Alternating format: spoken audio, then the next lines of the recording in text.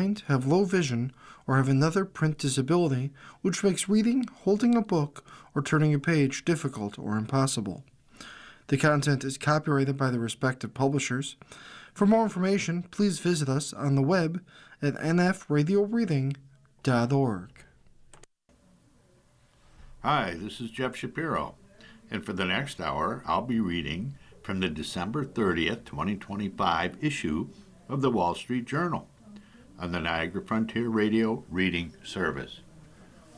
Trump threatens military action if Iran rebuilds nuclear program. President targets Tehran over missile arsenal and calls for the pardon of Netanyahu. President Trump sided firmly with Israeli Prime Minister Benjamin Netanyahu on Monday, threatening new attacks against Iran, blaming Hamas for the stalled Gaza ceasefire, and calling again for Netanyahu to receive a pardon.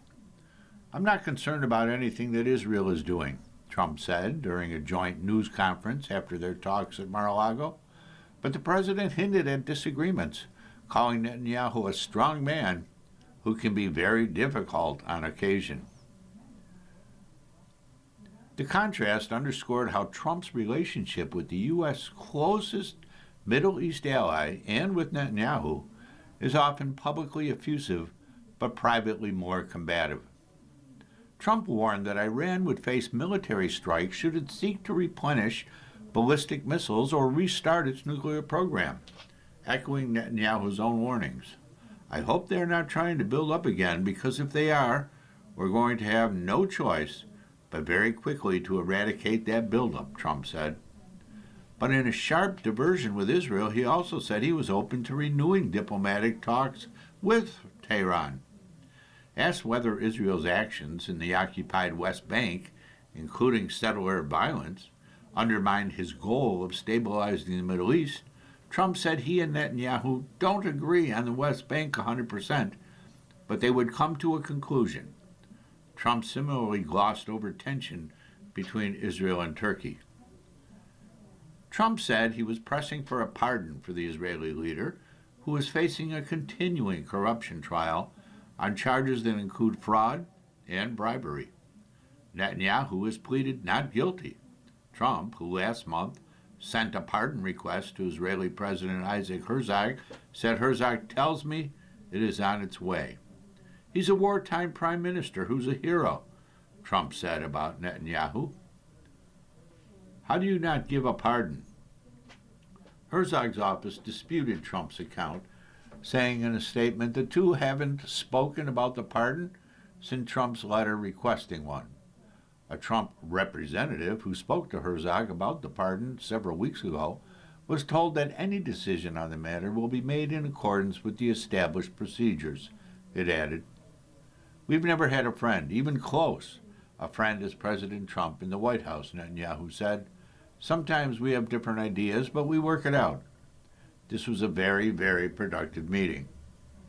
The show of support for Netanyahu wasn't unusual for Trump, who often publicly embraces the Israeli leader, despite their long-standing tensions and sometimes sharply divergent goals. Politically, Trump faces a Republican base, particularly younger voters, that have been trending more critical of Israel. Netanyahu said his government would be awarding the Israel Prize to Trump, the country's highest civilian honor, and one that he said has never been bestowed to non-Israelis. Trump has held up the Gaza ceasefire as evidence of his administration's deal-making, arguing earlier this month that ending the war was an impossibility until his team stepped in. Netanyahu has signaled that he's open to going along with Trump on Gaza for now, while eyeing a resumption of military operations against Iran and new moves against Hezbollah militants in Lebanon. Trump has occasionally shown frustration with Netanyahu, including after recent Israeli strikes in Gaza that U.S. officials warned could jeopardize the U.S.-brokered ceasefire. While the agreement has largely held, it remains fragile, and both sides have accused each other of violations. Israel has signaled it won't withdraw from the enclave until Hamas disarms. Meanwhile, U.S. efforts to persuade other countries to contribute troops to the proposed stabilization force have made a little headway so far. Trump said he wants to advance the Gaza ceasefire deal as quickly as we can, but placed the onus on Hamas, which he said has to relinquish its weapons or there will be hell to pay. Before his meeting with Trump, Netanyahu met in Palm Beach with Itzik and Talik Yivli, the parents of the last remaining deceased hostage in Gaza. Ron Bailey, he has insisted that the next phase of the Gaza ceasefire can't begin until Hamas returns Gavila's remains. On Iran, Israeli officials and independent analysts say that the country is reconstituting its ballistic missile program after Israel blew up its factories and launchers during a 12-day war in June. Israel wants to destroy Tehran's rebuilding efforts before the country can improve its air defenses that were battered by Israel in the previous war, analysts say.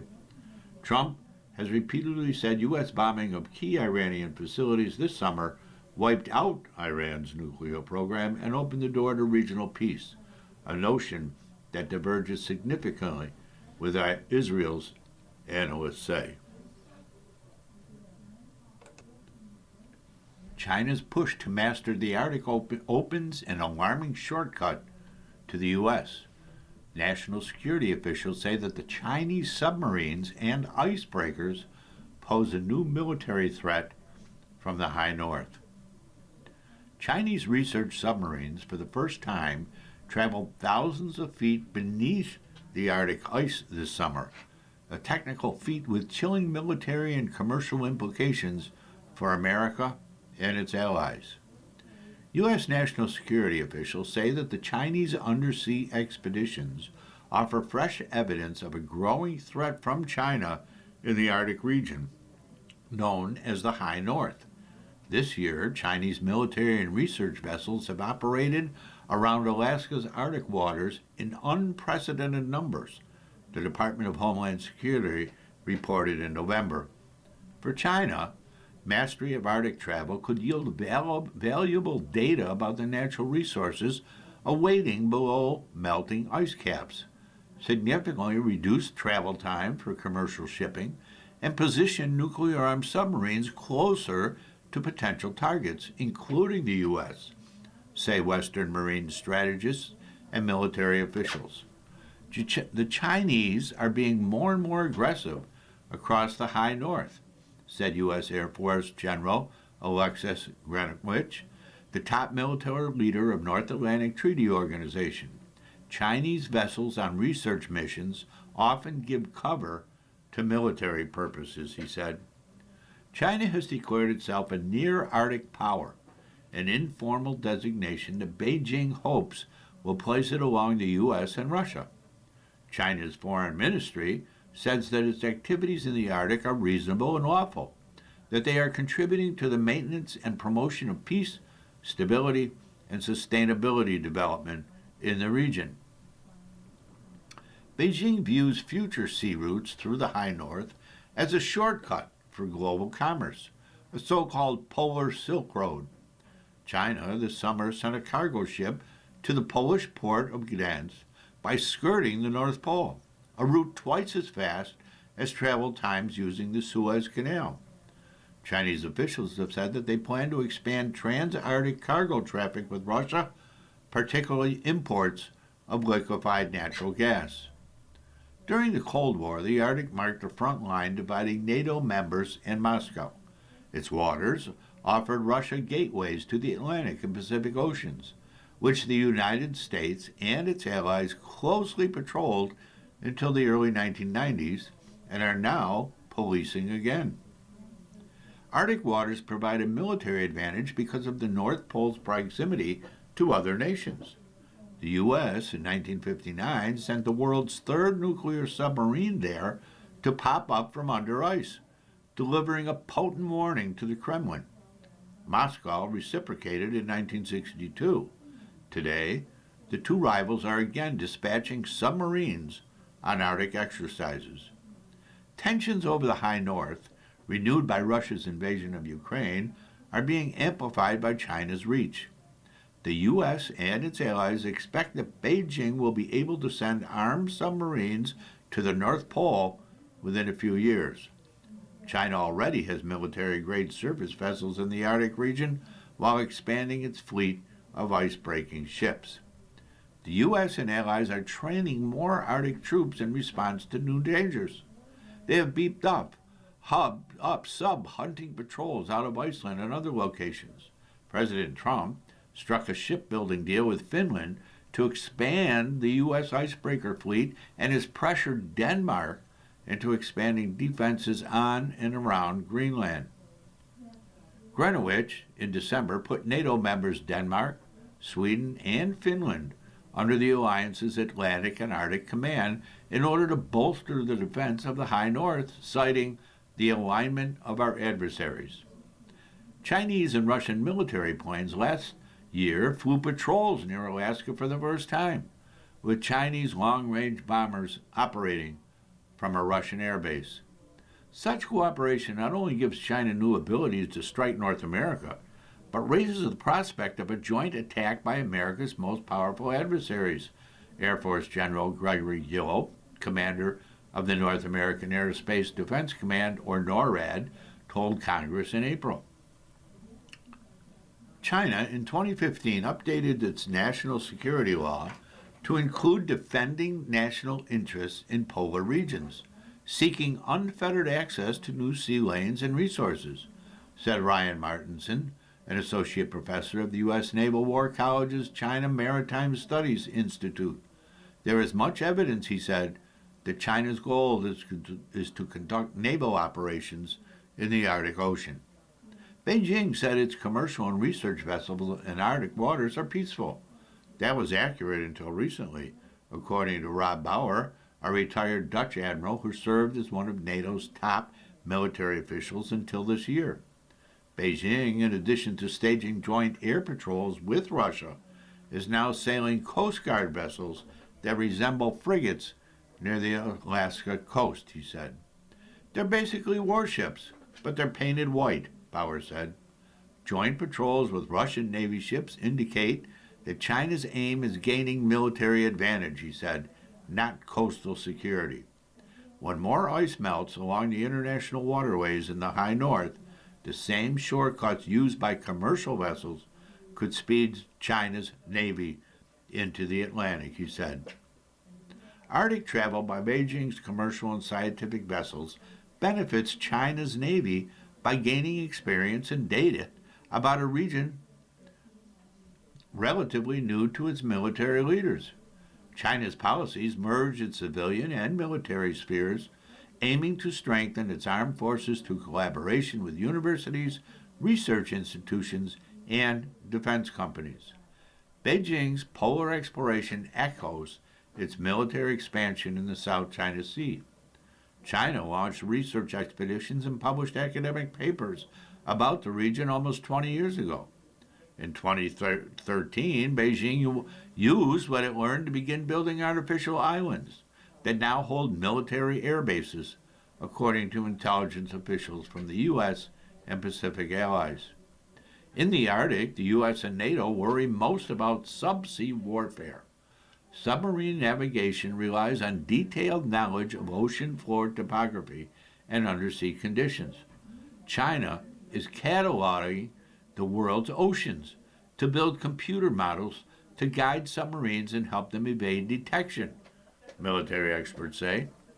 China doesn't field the world's largest fleet of oceanographic survey ships, but they want to save the whales, said Hunter Stiers, a naval strategist who until this year advised the Secretary of the Navy.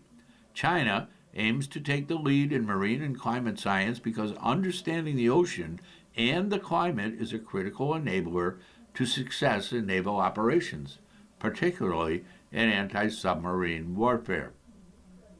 U.S. analysts say that China gathered from its Arctic dives north of Alaska and Greenland isn't just about studying climate change, as Beijing State News Agency reports, but also to educate the Chinese Navy, which operates relatively noisy submarines that are easily tracked by U.S. forces. Arctic ice impedes airborne submarine detection that works in other oceans. Water temperature layers and changing salinity from melting ice interfere with the sonar. Icebergs colliding and the chatter of marine mammals generate sounds that complicate submarine detection. Information gathered on Chinese Arctic voyages enables its scientists to build computer models of undersea conditions, which its Navy can later tap to plot routes, allowing them to operate more freely in the open sea. China's ultimate aim, said Admiral Samuel Papero, head of U.S. Indo-Pacific Command, is to end American undersea dominance, he told a conference in Canada in 2024. To help Beijing reach that goal, Papero said, I expect Russia to provide submarine technology. You're listening to a reading of articles and features from the Wall Street Journal on the Niagara Frontier Radio Reading Service. Beijing sells Russia electronics and components for military equipment Moscow needs in order to wage its war in Ukraine, and ships civilian products restricted by international sanctions over the war. Western military officials believe that Russia is repaying China's help, in part, by sharing advanced technologies in space, stealth aircraft, and undersea warfare. Russia's nuclear-powered, nuclear-armed submarines and its agility in deploying them have kept the country a superpower, despite its economic decline since the breakup of the Soviet Union. China is already mastering other complex naval domains. It now deploys 3 aircraft carriers, among the most demanding surface warships to build, manage, and deploy effectively. Only the U.S. has more. Both Beijing and the U.S. are short of vessels capable of navigating thick Arctic ice compared with Russia, which has more than 40. China last year commissioned its 5th icebreaker. The U.S. has only 2 such vessels in operation, and Trump is buying more. After years of development, China launched its first domestically built icebreaker in 2019 with Finnish help. Last year, it built and deployed its first domestically designed icebreaker in 10 months, a swift accomplishment noted with worry in Arctic countries. Russia has also advocated for greater Chinese involvement in governments of the High North and invited China to develop infrastructure in Arctic Russia. The 2 nations created a working group in 2023 to develop northern sea routes. They agreed to coordinate Arctic maritime law enforcement initiated by their recent joint patrols. China wants to shape rules before they're settled, said David Kettler, a former U.S. intelligence officer and NATO Assistant Secretary General for Intelligence and Security. Early presence shapes future influence. China's expanding presence and influence in the Arctic helps Russia now, but it might prove to be a problem for Moscow later. Western military officials said, since the Cold War, the Arctic has offered Russia a remote sanctuary for much of its nuclear arsenal, and until now, only the U.S. could seriously threaten Russian bases or military assets there. Chinese vessels operating north of Russia could complicate matters for Moscow, especially if the national interests of the 2 countries diverge and the current no-limits partnership breaks down. Chinese operations in the High North are as direct a challenge to Russia as to any other power, Steyer said. For now, Western countries are the ones sounding the alarm about China's naval advance in the Arctic. French Admiral Pierre Vendier, who oversees NATO's efforts to prepare for future warfare, sees the possibility of China's Navy sailing from the Pacific to the Atlantic over the Arctic, bypassing more easily observed and defended routes through the Suez or Panama Canals or around South Africa. For all of us, for NATO and the U.S., it means that the threat that is in the Pacific is ubiquitous, Vendier said in an interview. If we have Asian forces in the Atlantic, it would be a huge game changer, and we need to be prepared for that. Venezuela's Maduro tries to laugh off the U.S. campaign to crush him. the South American strongman shows little sign of stepping aside. President Trump says Nicolas Maduro is running out of time. But as U.S. warships amass off Venezuela's coast and Washington escalates a partial oil blockade, the embattled strongman is signaling something very different, that he expects to outlast American pressure.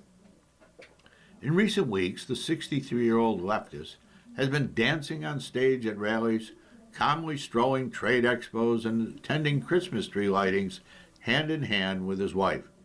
He has serenaded supporters with dance remixes and offered up his own rendition of John Lennon's Imagine, all as Trump administration officials call for him to exit into exile or suffer the consequences. "Don't worry, be happy," Maduro said at an event in the capital of Caracas, wearing a sombrero and flashing a peace sign as he sang along to the Bobby McFerrin classic. The choreographed appearances are Maduro's way of projecting confidence and showing that he has little intention of backing down in the face of the most sustained challenge to his leadership over 13 years in power. The U.S. has used a massive military buildup in the Caribbean to carry out deadly strikes on alleged drug-running boats and launch a partial blockade on Venezuela's oil exports, a source of revenue that Maduro uses to keep his regime together. On Monday, Trump said the U.S. had attacked a dock where drugs were loaded, though he didn't offer details and the Venezuelan government did not confirm the attack.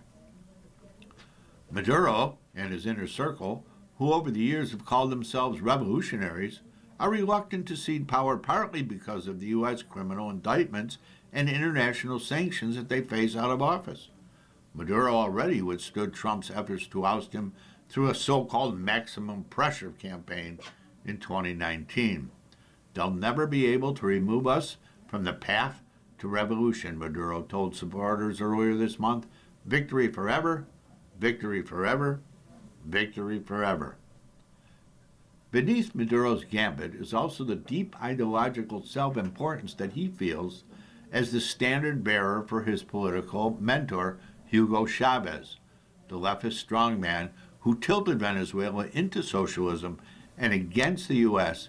during 14 years of rule before his 2013 death.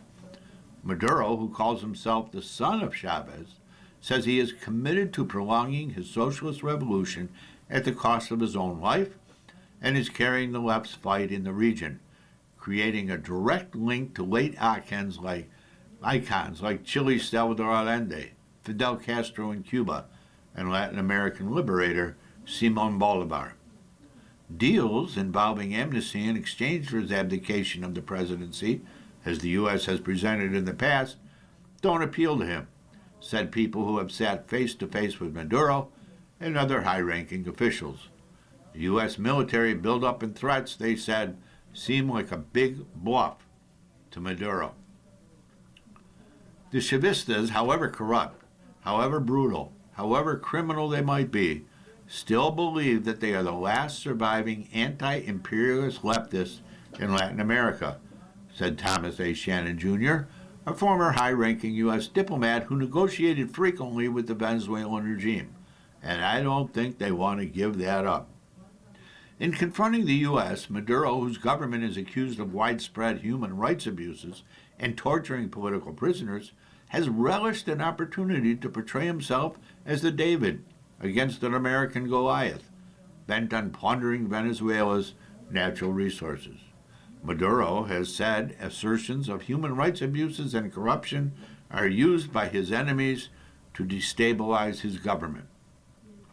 "I've never been, nor will I ever become a magnet," Maduro said in his speech at a Christmas dinner in a Caracas slum just before breaking into a folk song.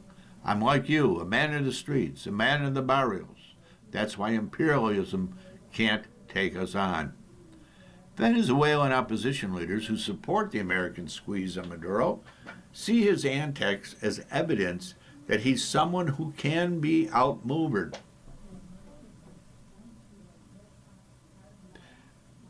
and forced to relinquish the presidency, opening the door to a democratic transition in one of the world's most oil-rich nations. Maduro will leave power whether it's negotiated or not negotiated, opposition leader Maria Corina Machado said earlier this month from Oslo, Norway, after receiving the Nobel Peace Prize for her work to bring democracy to Venezuela. But those who know Maduro better say getting him out of power may be harder than the Americans and Venezuelan opposition think. They described the Venezuelan strongman as the canny strategist who has used his top negotiator, Jorge Rodriguez, to divide and conquer his counterparts in the opposition while at the same time employing brute force against protesters and insufficiently loyal military officers.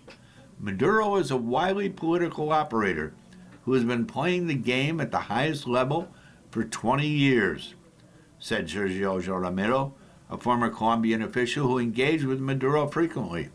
Underrate him at your peril. No chance he's going to go away unless a credible proposal is put on the table for a political transition. Trump administration officials don't elaborate on the precise goal of the military buildup or offer a detailed rationale for removing Maduro. They say that Maduro leads the so-called cartel of the Suns to flood the U.S. with drugs and is illegitimate because of a 2024 presidential election that the Venezuelan opposition and elections monitors say Maduro stole. Maduro denies wrongdoing. Asked earlier this month by reporters if Maduro should take the U.S. threat seriously, Trump explained, "We have a massive armada formed, by far the biggest we've ever had in South America. If he plays tough, it'll be the last time he's ever able to play tough." A former bus driver and union organizer who once played guitar in a rock band, Maduro survived the 2018 drone attack at a military parade, a botched mercenary incursion in 2020, army revolts, and economic and diplomatic isolation, much of it imposed in Trump's first term. Raised in a working-class district in Caracas, Maduro turned left early and received ideological and political training in Castro's Cuba. His path took shape after Chavez, a young tank commander bent on remaking Venezuela, launched a failed coup in 1992 and was jailed. Maduro visited him behind bars, joining what would become Chavismo, a powerful movement that swept Chavez to power in 1998. Maduro was at his side the rest of the way, serving in Congress, then as foreign minister and vice president, before Chavez, stricken with cancer, anointed him successor in 2013. He helped veer Venezuela closer to Washington's adversaries, from Russia to China to Iran to Colombia's drug trafficking militias. U.S. sanctions. Maduro's survival strategy has been a mix of repression and economic improvisation. With the economy having contracted some 70% under his rule and the oil industry hobbled by corruption and U.S. sanctions, Maduro moved to dismantle the welfare state and scrap price controls. Businessmen and lawyers who work with the regime say that civil and political liberties are foregone while crony capitalism reigns. He's also rewarded military officers with state business contracts and given them free rein to make money illegally, helping ensure loyalty, said U.S. officials. A study by the local chapter of Transparency International estimated that the government raked in $9 billion in 2022 through drug trafficking, the smuggling of fuel and gold, as well as extortion in the ports.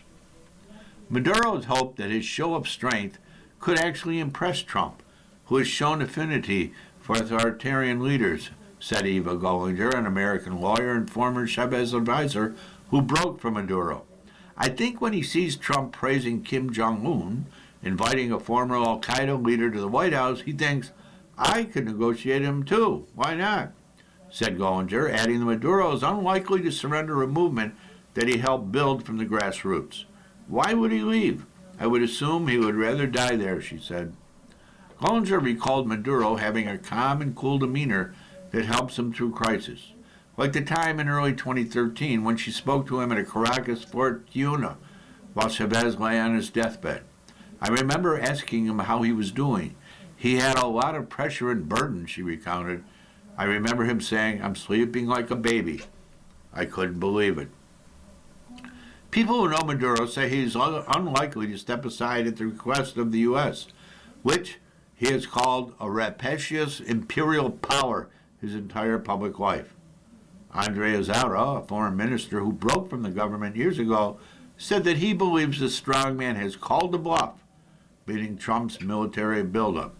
It's more probable that Maduro comes out triumphant and empowered, said Azara. You're listening to reading of articles and features from the Wall Street Journal on the Niagara Frontier Radio Reading Service. Gulf rivals Saudi Arabia, UAE, come to blows in Yemen. The UAE says that it will pull troops from Yemen after Riyadh issued an ultimatum. Tensions between U.S. allies Saudi Arabia and the United Arab Emirates flared Tuesday when the kingdom warned that its Gulf rival against endangering its security and said that it would take all necessary measures to counter the threat. The fast-escalating dispute was spurred by fighting in the two-thirds of Yemen controlled by forces opposed to the Iran-backed Houthi militia, which rules over the rest. UAE-backed forces there have outmaneuvered rivals backed by Saudi Arabia to take control of the energy-rich territory along the kingdom's border. The Saudi Foreign Ministry on Tuesday called the moves a threat to its security and gave the UAE 24 hours to pull its troops out of Yemen and end financial or military support for any forces in the country. The steps taken by the UAE are considered highly dangerous, the ministry warned. The kingdom stresses that any threat to its national security is a red line, and the kingdom will not hesitate to take all necessary steps and measures to confront and neutralize any such threat. Later on Tuesday, the UAE Defense Ministry said that it would withdraw its remaining forces from Yemen, characterizing the move as voluntary, a step that could cool the tensions. It wasn't immediately clear whether troops had begun to leave or whether that would resolve the crisis. The UAE didn't mention ending support for Yemeni militias and early in the day denied having done anything to escalate the conflict.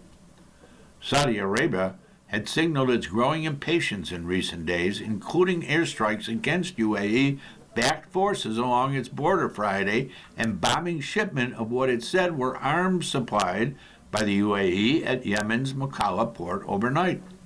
The kingdom also recently deployed its aligned Yemeni forces to the border area, raising the prospect of conflict with UAE-backed forces there, Yemeni officials said. The worsening tone came as the two Gulf powers, each courted by the Trump administration as it realigns U.S. policy in the Middle East, find themselves on opposite sides in conflicts across the region, from Yemen to Sudan to Syria. The rift presents a diplomatic challenge for the U.S. and is an unwelcome complication as Washington works to keep Iran contained and persuade Tehran to give up its nuclear program. While the skirmishing between the two Gulf powers in Yemen is a sideshow to the more important conflict with the Houthis, it threatened to expand the fighting in a region already battered by 2 years of war. The current UAE-Saudi standoff in Yemen has been building across multiple files that have produced a slow-burning rivalry, said Mohammed al-Bashar, founder of U.S.-based Middle East security advisory company Basha Report. U.S. Secretary of State Marco Rubio expressed concern over the weekend about the developments in Yemen and called for restraint. Saudi Arabia and the UAE have long maintained peaceful relations with each other and are key security partners for the U.S., but tensions have simmered just below the surface and occasionally erupt. UAE President Sheikh Mohammed bin Zayed Al Nahyan was once a mentor to Saudi Crown Prince Mohammed bin Salman, but the two leaders have feuded in recent years over who calls the shots in the Middle East.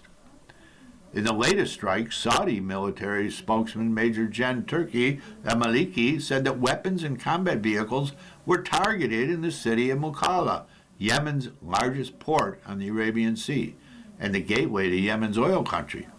The weapons and vehicles were unloaded from two ships that had left the Emirati port of Fujairah and had disabled their tracking systems, Saudi officials said.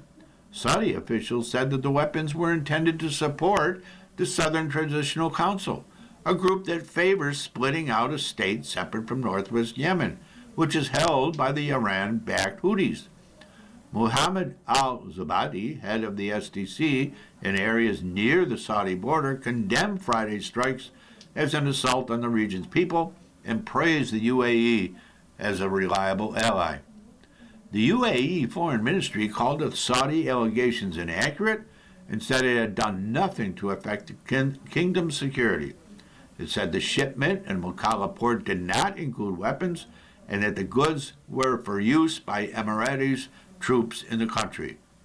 The Saudis support a unified Yemen, though in reality, with the Houthis firmly in control of the northwest and the country's historic capital, Sanya Riyadh, has focused more on managing the internal conflicts between Yemeni factions and putting its own proxy forces in control of the border areas. The Trump administration has invested heavily in relations with the Gulf powers. President Trump conducted a high-profile trip through the Gulf in the spring and welcomed Saudi Arabia's Mohammed to the White House last month.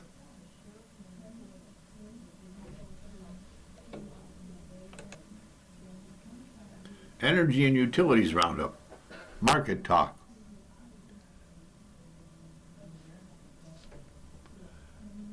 Oil trades are up slightly as geopolitical tensions continue to support the prices.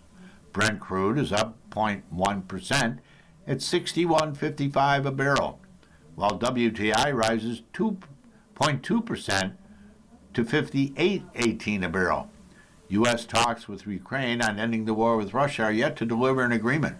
Meanwhile, tensions between the U.S. and Venezuela continue, and President Trump ordered a total and complete blockade of all sanctioned oil takers entering and leaving the country earlier this month. Valesto Energy's plan to sell its unit, Valesto Workover, to Envirus Survey and Consultancy for 16 million ringgit looks strategically sensible and operational positive, TA security analyst Li Yan said in a note. The disposal of the non-core, unprofitable unit removes an earnings drag while allowing management to reallocate resources toward higher return activities, he said. Proceeds will be used mainly for working capital, and the transaction is expected to generate a small gain of about 0.4 million ringgit, he adds. TA Securities maintains a hold rating on Valesto, and its target price of NYRO.26 shares are 1.8% higher at Myro.28.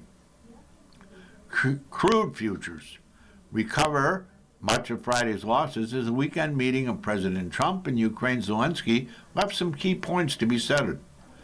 Crude oil is trading on the perception that the Russia-Ukraine peace process is not going to produce a ceasefire anytime soon. A lot of talk, but no deal.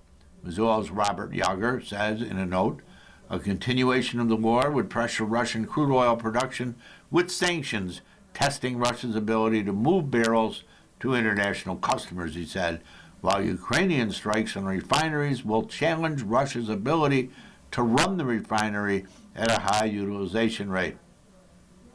WTI settled at $58.08 a barrel, and Brent at $61.94 a barrel.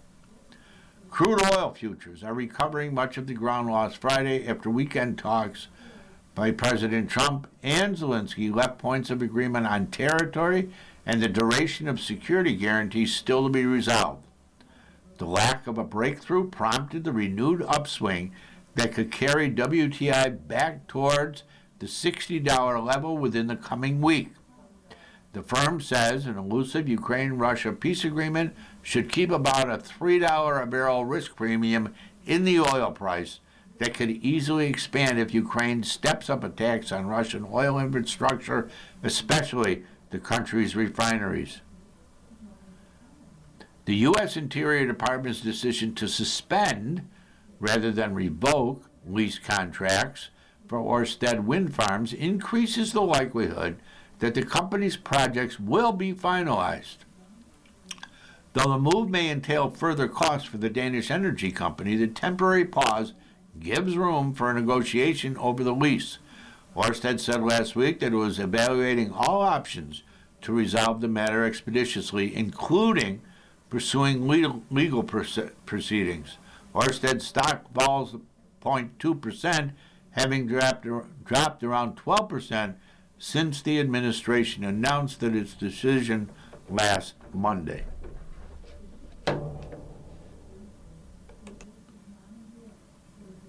Copper Stellar 2025 continues as prices rise. Copper trades near record highs as prices rise following Monday's sell-off. The industrial metal has hit a series of records in recent weeks as a blistering 2025 comes to a close. In late morning trade in the UK, benchmark 3-month copper futures on the London Metals Exchange advanced 1.5% to just over 12,400 a metric ton.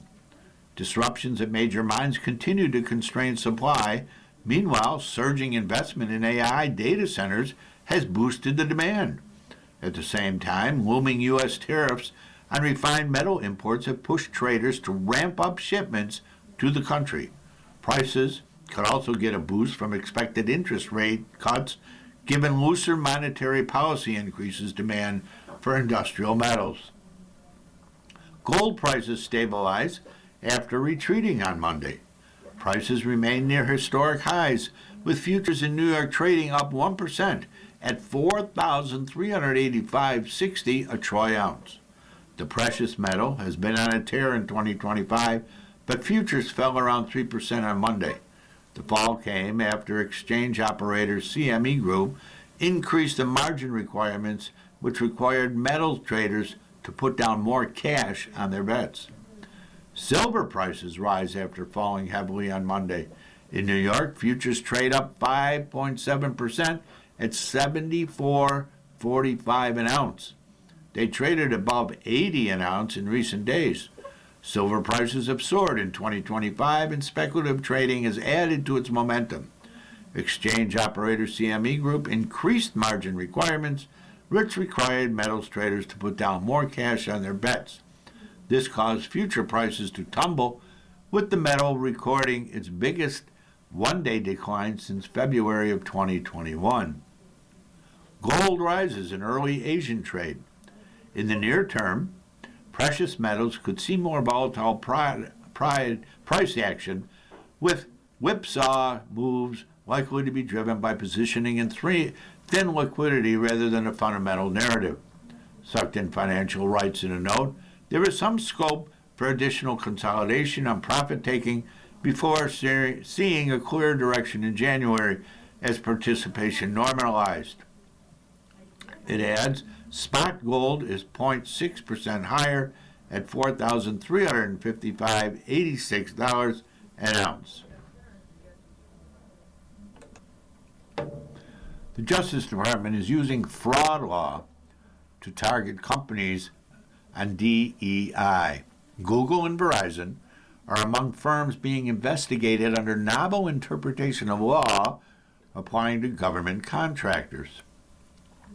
The Trump administration has launched investigations into the use of diversity initiatives in hiring and promotion at major U.S. companies, built on the novel use of a federal law meant to punish businesses that cheat the government.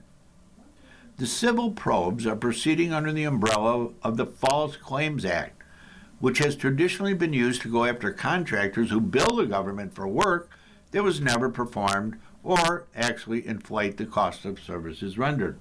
Now, the Justice Department is bracing the theory that holding a federal contract while still considering diversity when hiring is, in effect, fraud against the government that entitles it to recoup potentially millions of dollars.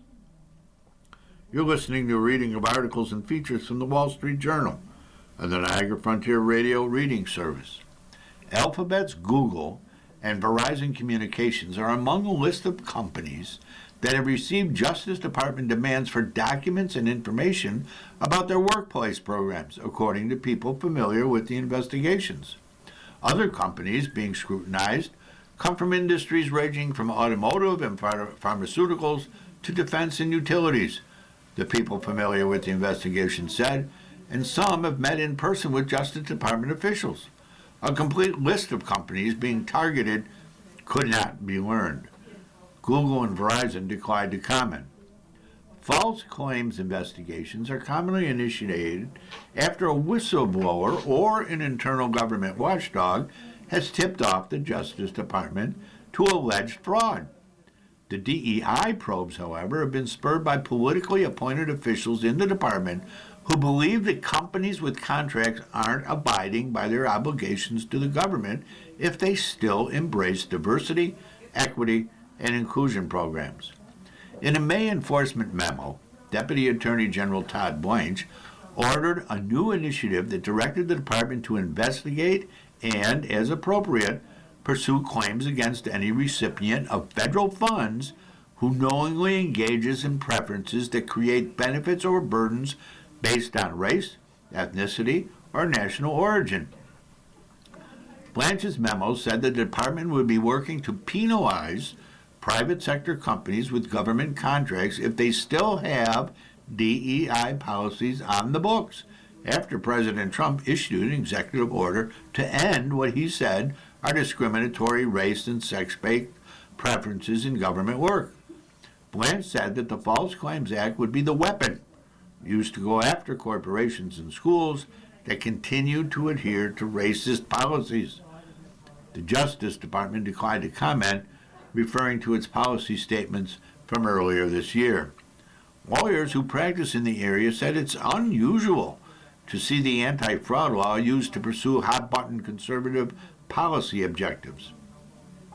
Lisa Dykstra, a partner at Morgan Lewis, said that companies have been closely reevaluating their workplace policies in light of the federal government's stance. Dykstra said she had never seen the government use its false claims authority to pursue concerns about compliance with the federal anti-discrimination laws. These investigations are somewhat unique, she said. Healthcare fraud is typically the leading source of False Claims Act cases. Last year, the generic drug maker Teva Pharmaceuticals USA agreed to pay $425 million to resolve allegations that it paid patients copays for a multiple sclerosis drug while steadily raising prices for the drug, causing false claims to Medicare. There have also been notable cases against defense contractors. Raytheon Company, a subsidiary of Virginia-based RTX, agreed to pay $428 million last year to resolve allegations that it provided false cost and pricing data when it negotiated contracts with the Defense Department.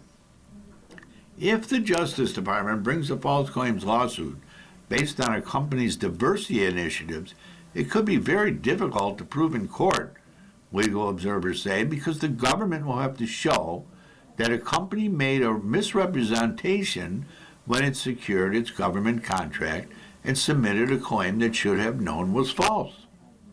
Still, the investigations have rattled the corporate world because the financial consequences can be significant. If the Justice Department brings a civil false claims lawsuit and wins in court, defendants risk being liable for 3 times the damages that the government suffered. DEI isn't the only area in which the Trump administration is using the law unconventionally. The Justice Department separately is looking for evidence that doctors are billing Medicaid for treatments for transgender youth that are banned in certain states. The department said in July that it had sent more than 20 subpoenas to doctors and clinics. Some patients in hospitals are asking courts to toss out these subpoenas, which broadly seek children's medical records. Several judges have issued rulings that blocked or limited the government's requests.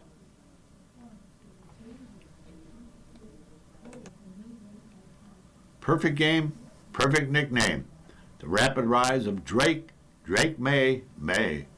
The second-year Patriots quarterback has New England soaring into the playoffs, stirring memories of a recent quarterback and dynasty. We need to talk about Drake May.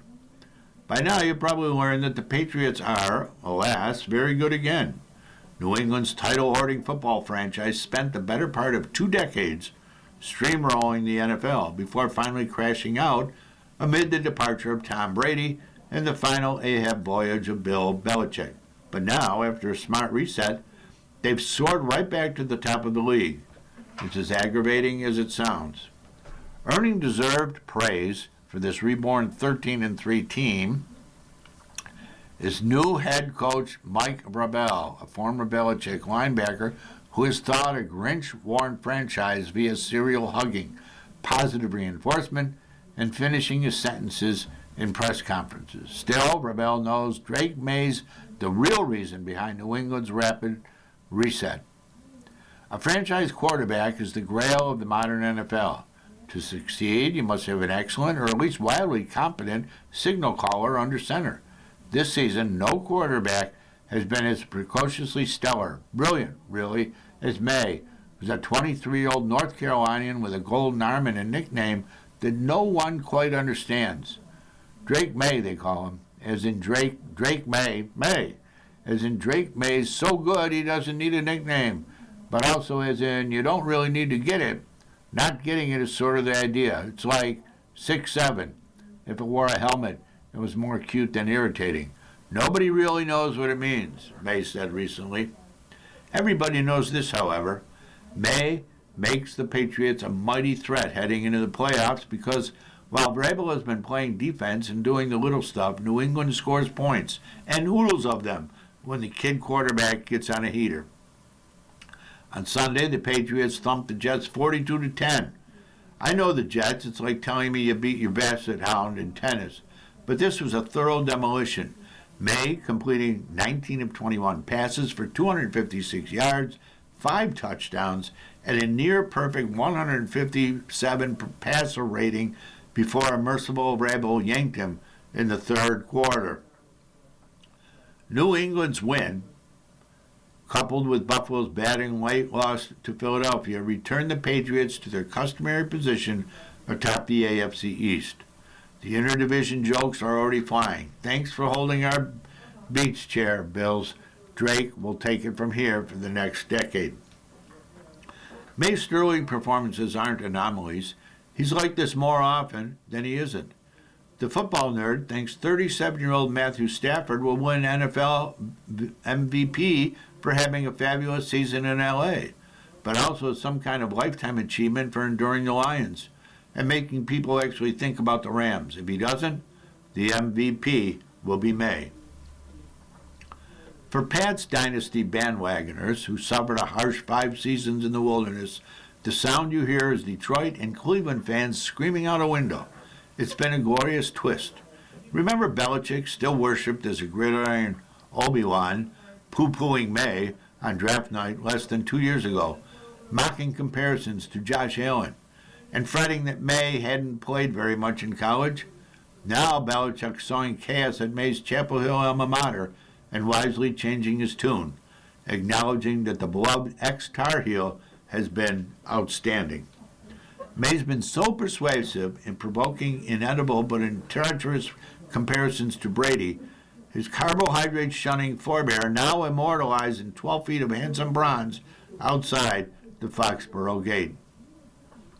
As a rule, I think it's wise to avoid any comparisons between a quarterback who won 7 Super Bowls and played until he was 45 years old, and a newbie who hasn't thrown a pass in a playoff game. But I also kind of get it. May, who can run and chuck a sublime deep ball, is more of an all-around package than Brady was in his early 20s. May leads with similarly preternatural composure. He's in harmony with Brady's cherished offensive coordinator, Josh McDaniels. He's filling the AFC with the familiar Patriots dread. Okay? I should stop. This is ridiculous. Drake May is Drake May. He brings cinnamon sugar cookies with icing to the locker room. Tom would sooner eat a cinder block. If anything, May's the more conventional quarterback phenom. Brady was a sixth-round afterthought motivated by seething resentment. May, the fourth of four brothers, was a multi-sport sensation and serious basketball hooper who New England took with the third pick overall. He was supposed to be a talented NFL quarterback. But this talented, this formative, this early? No way. If you saw all of this coming, kudos to you. You knew more about May's potential than even his top receiver. I didn't know he was going to be this good, Stephon Diggs admitted after the romp over the Basset Hound Jets. Diggs isn't alone. These are merely new confident times in New England, but also a surprise. Who knew Drake May was good enough to be called Drake May?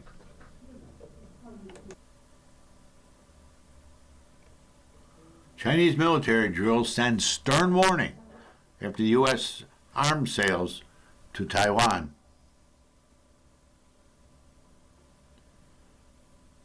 China launched major military exercises in the waters and airspace around Taiwan on Monday in what are called a stern warning against outside interference in Chinese affairs as tensions grows with the U.S. and Japan over the security of the island. Excuse me. The drills follow the Trump administration's mid-December approval of one of the largest packages of U.S. arms sales to Taiwan. The approvals, valued at over $11 billion, led Beijing to impose sanctions on Friday targeting 20 U.S. defense companies and 10 executives. Beijing is also immersed in a week-long pressure campaign against U.S. security partner Japan after Prime Minister Sanae Takaichi suggested in November that her country's military could get drawn in if China tried to seize Taiwan by force. The Chinese military said Monday that its naval and air forces would approach the island in close proximity and carry out blockade and control maneuvers, the kind that would be needed to strangle or seize Taiwan. China said it would conduct live fire drills on Tuesday in the waters around Taiwan as part of the exercises, which it named Justice Mission 2025. China's military said the drills were also intended as a warning for what it called Taiwan's separatist forces. Beijing claims that the island to be its own territory, to be seized by force if necessary, and considers Taiwan affairs to be an internal matter. Taipei said it isn't subordinate to Beijing and resists what it described as an annexation by China. You've been listening to a reading of articles and features from the December 30th, 2025 issue of the Wall Street Journal. We read from the Wall Street Journal every Monday through Thursday at 11 p.m. Your reader has been Jeff Shapiro. Thank you for listening. You're listening to the Niagara Frontier Radio Reading Service. Volunteer radio readers broadcast daily readings 24 hours a day of newspapers, magazines, books, and other printed matter to area people who are blind or have a print disability, who are provided reading radios. The Niagara Frontier Radio Reading Service has broadcast almost 40 years of radio readings to those without sight. A broadcast signal is provided at no charge by WNED. Radio reading studios are at 1199 Harlem Road in Cheektowaga. For more information on the Niagara Frontier Radio Reading Service, call 716-821-5555.